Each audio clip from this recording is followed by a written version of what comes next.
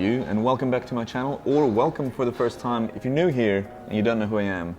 My name is Vandeputte, I'm a time-lapse photographer in Sydney and London. This channel is all about time-lapse travel and tutorials. That's right, quick intro done, smashed it. Today, I'm very excited to be partnering up with my favorite camera brand, Canon Australia, to bring you a first impressions video and an unboxing and all that good stuff about the brand new, today still unreleased, unannounced when I'm filming this on February 7th, Canon EOS RP, which is their second R series camera.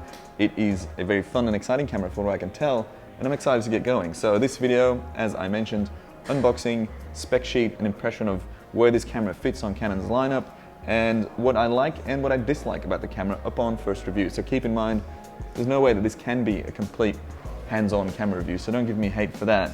Just watch it and we'll both explore the fun stuff that is the new Canon EOS RP. So let's get going with this unboxing, shall we? What a transition, absolutely amazing, never been done before. So let's start off with the unboxing. This is the box that it comes in. It's black, it's really lightweight, I'm gonna be honest. It almost feels like there's nothing in here.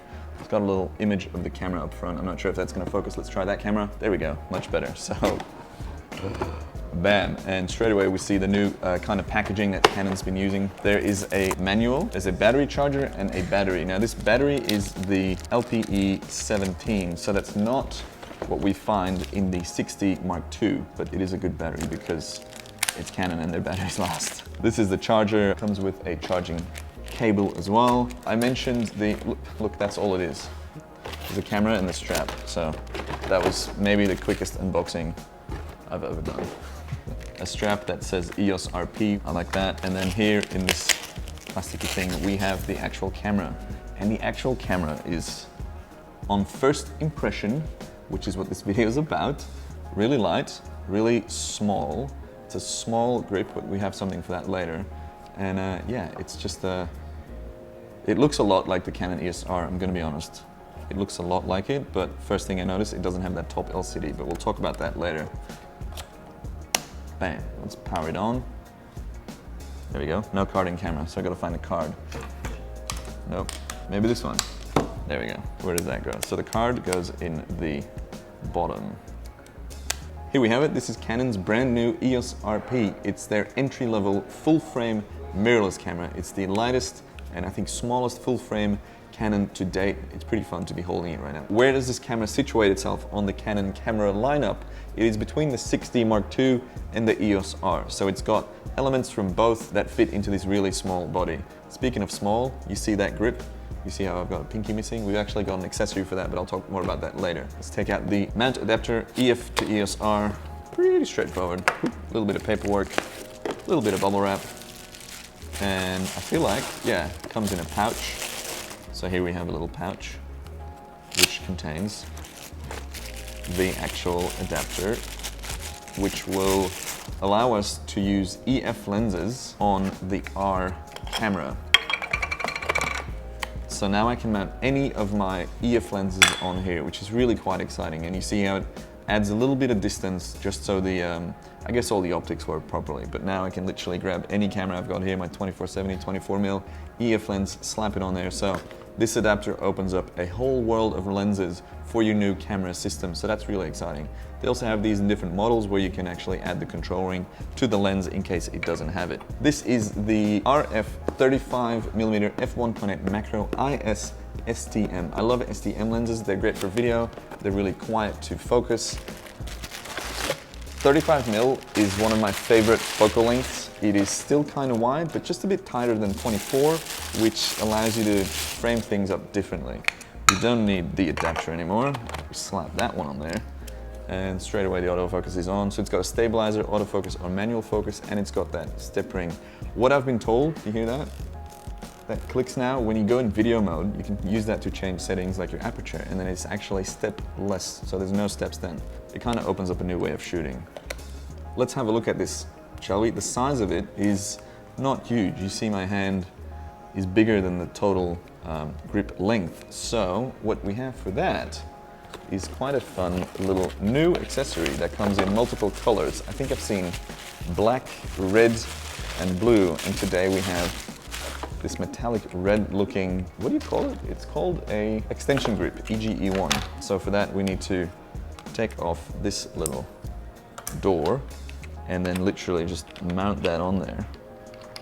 And with this thing that also has a tripod screw in the bottom, all of a sudden you have a fashionable, bigger gripped EOS R without adding too much weight, and it's got a little extra grippy bit on the side here. This is really nice. I like how it adds that. And the fun thing is, you still have access to your battery and your SD card through this thing in the bottom. Anyways, let's clean this up and let's quickly go over the spec sheet for this new camera.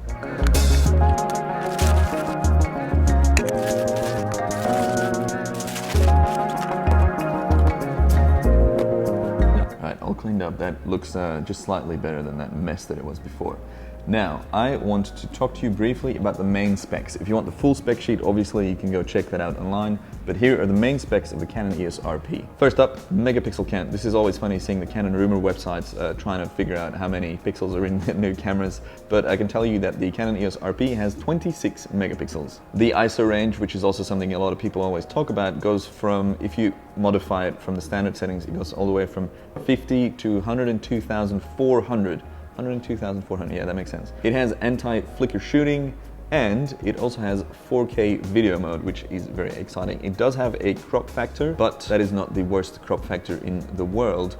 And also it shoots 4K at either 24 or 25 frames per second, so that's nice to have those options. Something great for me, because it's something that I use all the time, is 4K time-lapse movie mode with different scene modes, which it's in my likes list for later, but I just like the fact that it's in there because I use that all the time on my 62s, and this puts it in the running for being a contender for me to sell my 62s and maybe get 2 of these instead, who knows. It's got Wi-Fi and Bluetooth built in. Another thing I really love is this beautiful VARI-ANGLE touchscreen. Canon does touchscreens really well. You can also use it to focus and stuff, and it's got all the angles, so you can shoot all the crazy angles that you want with this great VARI-ANGLE, flip, touch, or whatever you call it, screen. It's got one single UHS 2 slot down here at the bottom near the battery, and it only weighs 440 grams, the body alone. I think I said it earlier, it's Canon's lightest full-frame camera ever, and I don't think that's going to change anytime soon, because this really is super lightweight. I'm holding it with my bad hand, which doesn't have a lot of muscle in it versus my left one, but I will have no issues wheeling this thing around, even with a bigger lens on it.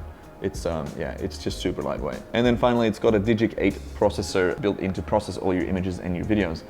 Again, this is a short spec sheet. If you want the full one, you can go find that online, but I thought I would talk about the most relevant things. Now, in the 10 minutes that I've had this camera, I was able to have a look at all the menu options and have a proper look at the setup and the layout and the ergonomics and the connections of this camera.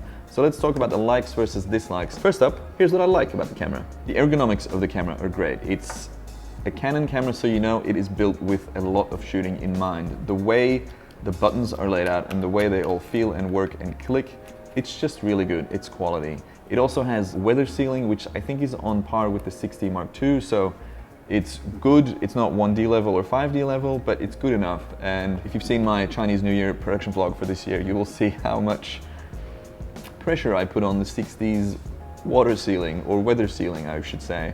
And if this is the same, then that is a great sign, because I really put it through its paces and they still work fine, so that's great. So that's really good to know. I like the grip plate. I like the fact that that's a thing now, and that it's got multiple colors. You know, you can accessorize and stylize and change colors depending on your mood maybe. But no, it's just a good little product. I haven't seen it before on any Canon camera, so it's nice to have. I love the flip out screen. I was talking about it earlier. It's just solid, so good.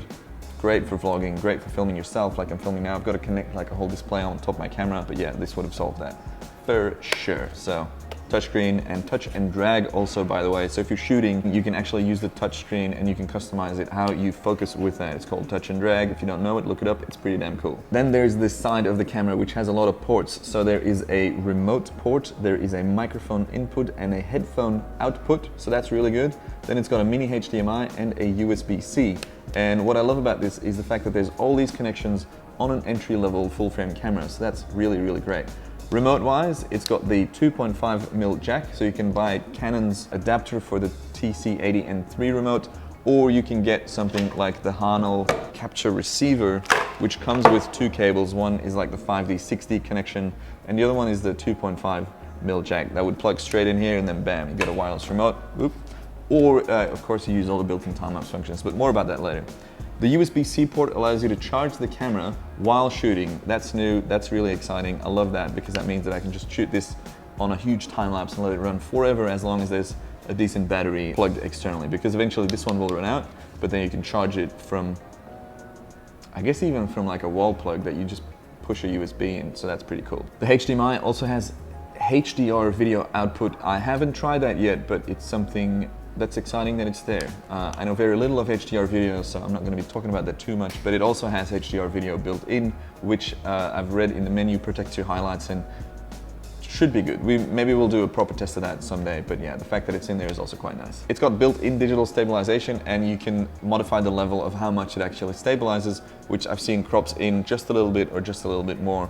So that's useful if you use that. I usually don't use IS at all because I'm either shooting on a gimbal or on a glide cam or on a tripod even, but that's good to know that for handheld shooting video with maybe longer lenses that you have that digital IS. And then finally, because usually I review cameras or I talk about cameras as a time-lapse photographer because that's what I am, it's got all the time-lapse movie modes built in. So full HD or 4K with the Holy Grail mode where it measures each frame and gradually changes exposure. It has 3 scenes built in for time lapses, which I don't have on the 62. And it's got custom mode, so you can shoot fully customizable, customize all your settings or let the camera decide a few things. I really want to try that out. Hopefully on my next trip, I can try out these new modes because it's exciting that there's innovation in the time-lapse field built into these cameras. Obviously, that's really good news for me and for maybe all of you guys that are shooting time-lapses as well. Ooh, another thing I quite liked is what I've heard. They haven't set the pricing yet for this, but it's going to be entry level because it's the entry level full frame mirrorless camera, so it'll be priced lower, I believe, than the 60 Mark II, which is already a very well priced camera considering how much you get for that. The 62 got a lot of hate online when it launched. I really disagree with a lot of people on that camera. I bought 2 and I've been using 2 for a year now. I'm gonna make a video of like how I feel about the camera after a year of shooting with it full time on a lot of commercial productions, and tell you what, it's great. The camera's always just a tool and it depends on how you shoot with it. If this camera works for you, then that's fine. If it doesn't work for you, then why worry about it too much? That's pretty much anything in life, really. If it doesn't actually matter to you, then just don't put your energy into getting all hyped up over nothing. That's it for the likes. Now let's talk about the dislikes, the things I didn't like too much about this thing. The fact that the battery is this model and not a model that I get from my 60 or my 5D. It's got slightly fewer shots that you can fire with it. I'm not sure how much it's rated for. I'll put it somewhere up the screen. But yeah, I wish this was just a little bit chunkier, a bit of a bigger battery so we can have more shooting time. I guess you can just plug a USB-C battery in there, but still. The same battery as a 5D series would have been ideal because then I can just bring the one charger. Dislike the fact that there's no top LCD. I use that stuff all the time to check how I'm going on a time lapse to measure it. Now I've got to turn on the back LCD or have a peek through the viewfinder. So yeah, I know there's not a lot of space there, but I really did wish that there was a display on the top there. And then finally, this is already the end of the dislike list. The 4K movie mode did seem to have a little bit of rolling shutter. I haven't done proper testing yet, but I could see it on the back of the screen. Obviously, you need to do a proper test shoot with this and analyze the footage, but just on first impression, which is what this video is all about, of course, yeah, it did have a bit of that, so that's not ideal. And that's it for the dislikes. Again, as usual, not a huge list. I am slightly biased, of course. I'm a lifelong Canon shooter. I do a lot of work with Canon. They've asked me to make this video for them, but honestly, I spend, a fair amount of time going through all the menus and clicking through all the modes, and those are the main ones that I could find. Maybe more stuff will pop up, maybe not. But yeah, look, I will be hopefully shooting with this thing and seeing how it compares to my 62. I think that's the big question for me is, will maybe the entire R series cameras replace my current lineup, which is a 1DX Mark II, a 62 and another 62 for my commercial time-lapse productions, for my vlogs, for my YouTube channel, for my tutorials. Who knows? Time will tell. For now, I'm very excited about this camera. I think it's a great entry-level full frame camera. I think a lot of people will have great use for this. I think Canon will sell a bunch of these, especially because of how they will be priced, which is just below the 60 Mark II. And yeah, I'm hoping to get one to bring with me to Europe because I'm flying to London later today. But yeah, that's about it. If you have any questions or comments, or if you want to just flame about this camera, drop it in the comments down below. It all helps the video's engagement, which is great. I'd like to thank you so much for watching. I'd like to thank Canon for sponsoring this video and helping me out with you know, generally the channel and all that stuff. And yeah, I'll hopefully see you guys on the next video. Peace.